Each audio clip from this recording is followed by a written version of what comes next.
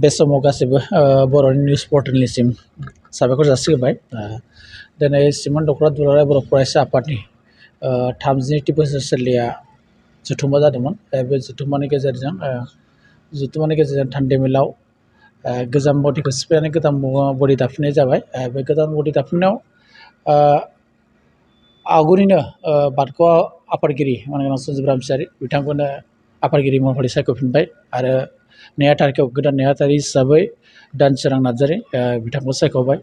आसा खालामदों गोदान मोननाय बिबानगिरिफ्रा जाहाथे ओनसोलनि बर' हारिनि जा मोनसे सोलोंथाइ बिथिं समाज बिथिं आरो जा मोनसे हा हुनि जेंना बेफोरनि सायाव नोजोर होनानै फैगौ समाव मोजाङै खामानि मावगोन आरो बर' हारिखौ फोसाबनायनि थाखाय गोख्रों राहा लानानै जेरै जोंनि समाजाव जौ जुवा आरो निसाजुक्त बेसाद जेरै ड्राग्सफोर बेफोरखौ नोजोर होनानै खामानि मावगोन आरो फैबाय थानाय लाइमोनफोरखौ बैफोर फेग्रा मुवा जिनिसनिफ्राय गोजानाव थाहोनायनि सायाव मोनसे मोजां थांखि लानानै रायजो राजानि गेजेराव थांगोन बेखौ मिजिंथिदों।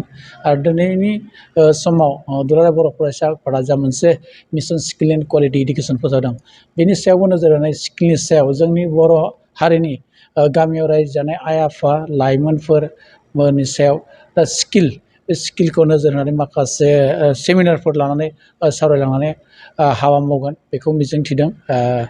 दा बे समाव गोदानै बिबान मोननाय मानगोनां सिमोन दख'रा बर' फरायसा आफादनि आफादगिरि नेहाथारि आरो जों लोगोसे बिथांनि मोननि गासै मावथिफारियाफोरखौ धेमाजि जिल्ला दुलाराय बर' फरायसा आफादनि जानानै बरायबाय।